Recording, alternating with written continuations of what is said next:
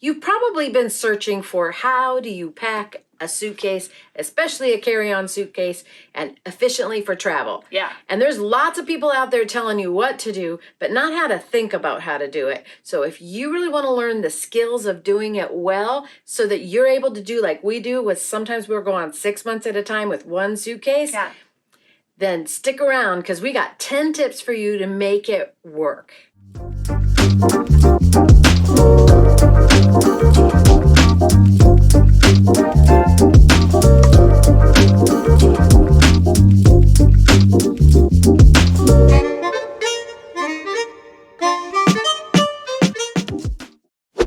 We're constantly being asked by friends, how do you pack? Because they think of it as this big mystery. And I'll be honest, it is a mystery for a lot of because it's a skill that you need to develop. You have to build. You have to build it. And we've had the fortune of being able to travel. It had been one of my goals. When I graduated high school, I made a goal to go to every continent before I was 40 except Antarctica. And I'm happy to say I made that goal work. But we had kids. And so they started traveling. Janelle started going on her own. She'd backpack through Europe. She spent, I don't know how long in Asia, long time traveling. So we've learned the skill of making it work. So what we want to share with you today is 10 tips that will make your packing philosophy work for you. We're not going to get into the take this and take that because everybody's styles and needs are different. Yeah. But if you understand the philosophy of packing well, then you're in for a treat because we've got 10 tips for you. First off, before you start going into a list of, okay, I need 5 tops and 3 bottoms and it's going to be 70 degrees and kind of the logistics of your specific trip, I think it's a lot more helpful to take a step back and think about a suitcase, even if you're stubborn like us, a carry-on suitcase, no matter how long the trip is, as a little mini closet. It's really, you're building a little capsule wardrobe every time you go on a trip, rather than I need to take outfits for Sunday and outfits for Thursday and that fancy dinner on Friday. It's really, I want to take components, individual ingredients that can each item can go with other items and can be layered and used in a bunch of different ways. So that way you're kind of creating your own little mobile closet with you that has a lot more options as you move forward. I think the best way to do that is to set yourself a color palette for the trip. Now, usually, I think that you should be thinking in terms of color palettes for your whole wardrobe, but that's another video.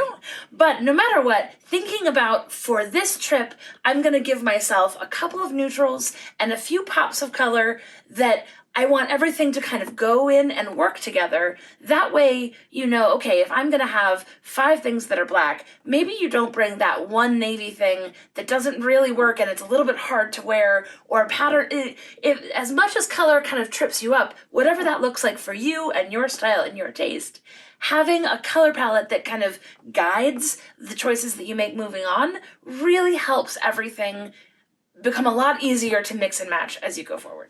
The second tip is that you're not looking for a one-hit wonder. Yeah. And what you're needing for every component needs to be a workhorse. They all have to have a purpose. So I think that's what gets people a lot of in trouble. They start packing a suitcase or thinking about what they're going to take and they go, oh, well, maybe I need this. And then they put it in there. But how many people have you heard, or you probably made the mistake of putting something in your bag thinking, maybe I'll wear that one thing, and then you end up not even wearing it once. It doesn't even come out of your suitcase.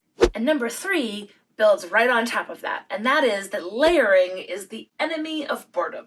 And I think when you start thinking of each piece that you bring in, instead of it being an individual item that's one outfit, it's a layer that can go on top of other things. And that way, it doesn't matter so much what the weather is where you're going, or whether it's spring or fall or whatever, because if you think in terms of light pieces that can layer on top of each other, one, you'll be prepared when it's always a little bit chilly at night, even if it's 80 degrees out. Or air conditioning. That way it kind of takes the guesswork out of where you're headed. But also, if you're going anywhere for longer than a week or two, I don't know about you, but I get a little bit bored. And when I have a lot of layers and things that can go on top of each other in different ways, I am able to have a little bit more fun, keep myself a little bit more interested, keep those pictures a little bit more fresh, and feel like I'm not looking at the same things every day. So layer, layer, layer.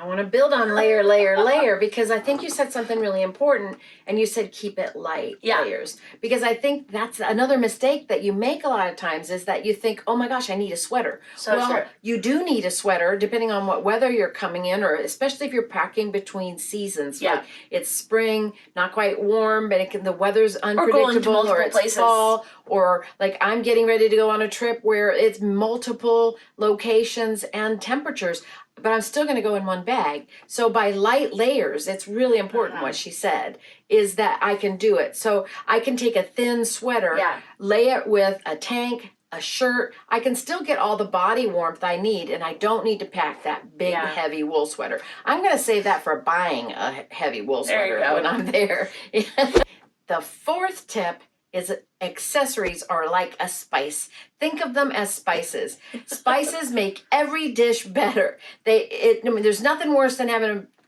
recipe and it doesn't have enough flavor. And that's what's going to keep you away from boredom. And fortunately, accessories don't take up a lot of space. Our favorite thing. So we think in terms of jewelry. I always bring several pieces of jewelry so that I'm not so bored, or I'm looking to buy pieces of jewelry when I'm there, and that helps to conquer boredom when I'm gone for 3-4 months at a time. But scarves are super important because I can lay this as this is a good example. I didn't mean to do this.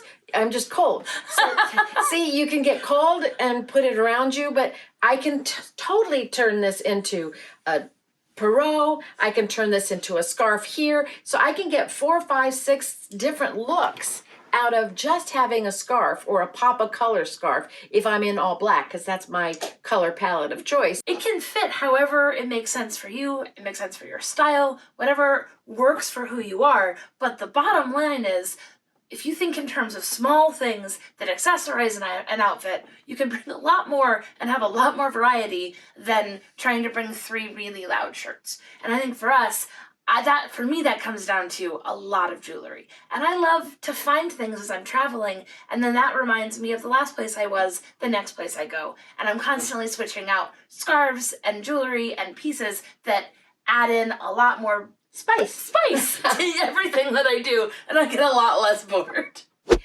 So tip number 5 is my personal favorite, and that's leave room for your treasures. Don't pack so much in your bag. It can be so hard to do. that you don't have any room to bring anything back. So what I think are really important tips is to just think about like making corners. And if you're one of those overstuffers, because when you start laying it in the suitcase and then you go, oh my gosh, I have more room, that's when the deadliest time comes, because then you start going, I can put in another pair of shoes. If you have to sit on your suitcase when you're leaving your house, do another edit. Edit. But so one thing that you can do is, when you get shipping, like from Amazon boxes or any shipper, they usually have those like packable, inflatable, like air pockets. Just keep a couple of those, and I put those in my suitcase in strategic spots. Or I think in terms of consumables, like my vitamins, personal care products, and things like that, and I'll pack them in baggies that I can use those baggies later, because I'm leaving room for things that as I pick up things, I'm gonna bring them with me.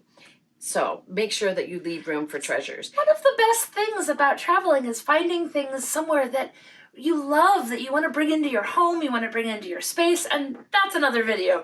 But I love the idea of leaving a little bit of room so that you can actually bring something back with you if you really fall in love with it. And if you cram your suitcase full on the get-go, then every time you see something, there's that twinge of, oh, but I have 0 room. And it just makes the whole thing a little bit more mentally clear to know you have a little bit of space along with you. Now, we are big proponents of carry-on bags, and the reason for that, we didn't make it very clear, is that there's nothing worse than arriving at your destination and your bags don't come with you, and then you have to be followed for 5 days, and you're lucky these days if 5 days you get your bag. So it's a bad start to a trip. So as Janelle said, if you have to sit on a bag, then you're doing something wrong. So just, we're going to talk about editing it at the end, but that, what I find is helpful for me is that I also don't mind carrying and checking a bag when I'm on my way home. Sure. Because the bag can follow me, and even if it's a day or two late or whatever, it doesn't arrive with me, I have clothes at home. I'm not worried about it. Yeah. So the way that I go around that is that I have foldable, compactable, the real compact bags that I put on the bottom of my suitcase, so that as I'm finding those treasures, I'm actually unzipping those and carrying those around, and then I can either hand carry that bag or take my carry-on and check it. So it really does give you the mental space that you need to go. You can buy something that is a great memory of where you've been. So I remember one time I was in San Francisco, and it was just a business trip, and I packed my bag. I'm so glad I did, because I was at a thrift store and I hit the mother load, and I could stuff that sucker full. I bought fry boots and all kinds of stuff that I found, great treasures that if I didn't have that bag, it would have been that white whale that always got away, those treasures that I found, because I wouldn't have had a bag to put them in. And even if I had to pay the $35 extra to pack it underneath, it was so well worth it because of what I found at that thrift store. So down in the comments below, we'll have some links to a blog that has all kinds of items that I've curated in different sizes that'll help you make some decisions about what works for you, but carry that bag. That's right. So number 6 is a personal rule of mine, and that is no first dates. What I mean by that is, when you're excited about going on a trip, it can be a little bit of a thrill. It can be a bit of an endorphin rush to start thinking about where I want to go and what I want to do. And I don't know about you, but I hop online and I start looking at fun new items and new outfits and maybe a new pair of shoes. And you kind of let yourself daydream a bit, which is totally fine and totally part of the process. But do it well in advance. Test those puppies out. If you think you want to take a pair of shoes on that trip, please wear them for a week. Really wear them. Really know what they actually fit on your feet, and they don't give you blisters or the strap breaks the second time you wear them. Don't wait until the day that you're going to try on an outfit for the first time. I think, and this is pot kettle situation, I tend to, it'll be great. And then I find out when I'm in another continent that maybe it wasn't so great. And if I had stuck with something that I knew a little bit better, I would have had a better time. So no first dates. This is the time for things you can really rely on. Tip number 7 kind of goes with that. Yeah. It expands on it just a little bit. And that's really know yourself. Because if you don't know yourself, what ends up happening is you have these false aspirations that you think, oh, I'm going on this trip. I'm going to go to Paris. I want to be that girl. And we're all fine with being that girl. But a lot of times in these days, people have aspirations and they have false aspirations of, I'm going to take these 5 outfits because I've got this Instagram thing in my head. Well, if you're going to do like a photo shoot, then maybe that's a different packing strategy. That's not the kind of trip we're talking about. We're talking about running around Rome. And so you want to be comfortable. You want to know what you're doing. You want to not have to schlep stuff, because in Europe in particular, or in Asia, they don't have elevators. So you got to be prepared to carry that thing, which is also why you want to make sure that that bag works for you, because you don't need to get in and out of a train or up and down stairs because there's nobody there to help you. So if you know yourself, then you're not thinking about a false aspiration of an outfit that maybe doesn't serve the purpose of the trip. Yeah, and it's okay to tailor where you're, what you want to bring to where you want to go, and be thinking about, oh, maybe I should leave the white sneakers at home if I'm going to Europe and that kind of stuff. That's fine. But ultimately, you're not going to magically change into a new person overnight. It's okay to still dress like yourself for yourself, and you know what you like, and you know who you are and the things that make you happy, and it's okay to do that. And I think, at least for me, when I went through a phase where I did a lot of backpacking and I traveled for a long time, and there's a certain backpacker aesthetic in parts of the world, and I'm just not a Birkenstocks person. No shade, I totally get it. They look super comfy. It's not for me. But there was a while there was like, oh, I need to turn into like backpacker girl and get like the elephant pants when I'm in Thailand and do the whole thing. And ultimately, you're still yourself, and you can dress like yourself thoughtfully anywhere you go, and you don't have to turn into a new person overnight for this one trip. That's a good way to say it. Tip number 8 is wrangle the personal care, because it really does take a lot of space in your suitcase. So I have found these magical solutions of these foldable, collapsible, indestructible, leak-proof bags. Leak-proof! And so I just put in my shampoo, my conditioner, my toner, all the things that are liquids into Even a little laundry detergent if you want to do laundry at an Airbnb, anything. Anything. I just put them in, and these are a super cheap investment, but it helps you wrangle that personal care so that you can get more in, because so much of personal care is the packaging. Yeah. So you don't want the space of a big bottle or a plastic bottle when you can put those liquids inside these containers. And so then I like to wrangle those and put them in baggies, or I'm not much of a baggy girl. I really like beautiful bags that I unzip, or collapsible bags that I unzip, pouches. But you can put all that together by not having it be out of control and taking up so much space in your suitcase. Number 9 is the rule of 3 shoes. Ouch. I know, but really, this is just for everyone's benefit. This is for your own good. I know. So, a general rule, and the rules are meant to be broken, and there are times, but a general rule that I live by and you live by when we're traveling is you want a pair of shoes for walking that you can really trust, ideally that you can wash or rinse out, and depending on where you're going, if you need hiking shoes or you need city shoes, whatever, you can walk a long time, they're super comfortable, they feel like you're good.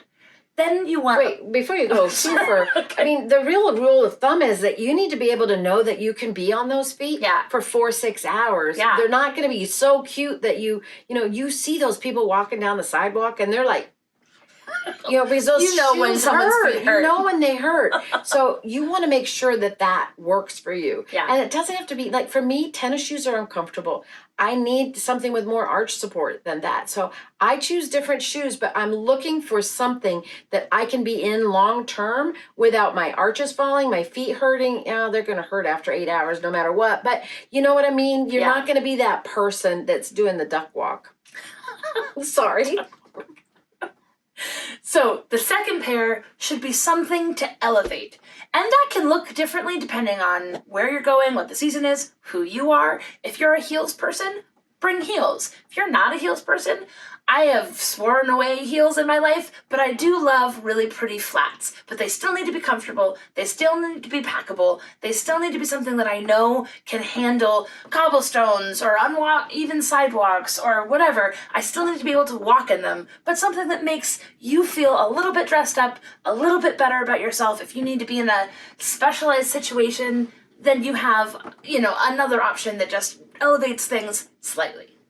And then the third one can be seasonal. So depending on where you're headed, maybe it's I'm going somewhere tropical and I definitely want a really great pair of sandals. Maybe I'm going somewhere cold and maybe it's a pair of boots. You know where you're headed, but you have some adjustment depending on where you're headed that it fits into what is appropriate. And then, I'll be honest, sometimes you need a 4th pair, and that's okay, but for me personally, that means just like when you have light layers, you can bring more of them. If you have flat shoes that can pack and get really small, then you can squeeze a 4th pair in. I'm going on a long trip that includes a wedding coming up. And so I'm bringing a pair that's a little bit dressier for the wedding, and I'm giving myself an extra pair. But everything packs really thin, and so I'm justifying it slightly. So you're excused if you can't live by 3, but it's a good place to start. Then when you're packing those shoes, what you want to think about is wear your bulkiest shoes on the plane. That'll also give you some options. Yeah. I really like traveling with these Fry boots that I have that are kind of like hiker boots that They're not hiker boots. I know, they're kind of cool. I just like them. They're super comfortable, but they're really bulky, but they're easy to slip in and out of at the airport. So I always wear them and whenever I'm transitioning. Airport, if we're moving in a train, anytime that bag is being shut and I'm moving it forward, I just know that the cost of bringing those boots that I love are going to be, they're bulky, so I wear them because I don't really have space for them until I open my collapsible bag, and then I can put all them in bets there. are off. So, 1 through 9 is the philosophy of things to think about as you're pulling your stuff together, you're getting your game plan, you're thinking through. 10 is really where the rubber hits the road, and that is you have to edit in rounds. You're not just going to pack all at once. Give yourself sort of a 3-round knockout to get to the final thing. And it's a bit of a process, but you have to be a little bit brutal to actually get down to the real good, okay, I feel great about this end suitcase plan. So I think it goes kind of in 3 rounds. Round 1 is gather. Give yourself permission to pull anything that you want. I go a little overboard. I pull anything that I think I might want to take, and I kind of end up with a big pile. And then the second round is to kind of survey. I take stock. I sort things into categories and I realize kind of what I've pulled. That's when I start editing based on color palette, based on layers. If things have more purposes than the other one, then that gets cut. I start kind of looking at, okay, if I have 5 bottoms, I could probably cut that down. These things duplicate, and I start seeing some really obvious places where things sort of naturally funnel themselves down. So you do your first round, you kind of get down to, okay, I feel good about this. This is what I want to take. And that's when you take everything and you stick it in the suitcase. And if you're smart, you'll stick it in packing cubes. Yeah, we're big proponents of packing cubes because it allows you to do it. It allows you to not have to ransack through your luggage when you're there and traveling. It just contains everything. So packing cubes are huge, huge, huge for you. And then you can compress them a little bit. So when you're doing the next part, you got to pack them. So start by putting everything you think you want to take.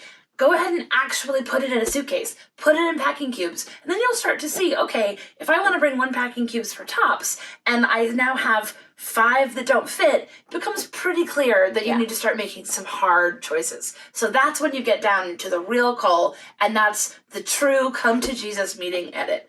And you really look at, okay, probably everything you wanted to bring doesn't actually fit in that suitcase. So now you really start taking stock and thinking, well, if I have this, then I don't really need that, and then this makes more sense, and you really start seeing it. But it's a lot easier to do that when you've actually fit it in the space. And then you can realize, oh, I am cramming everything in, it just barely fits. If I do 1 more round, then you actually have a little more room. You can stick a little air pocket in to give yourself some space, and you'll be so much more happy with the end result if you do it in phases and kind of work your way in.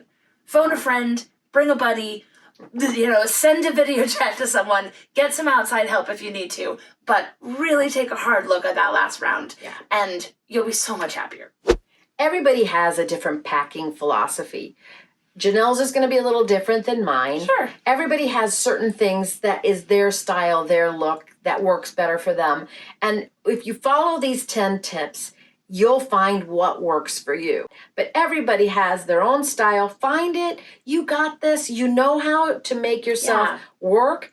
But with these tips, it'll just help you be able to relieve some of the stress to decide what goes in and what goes out. Happy packing!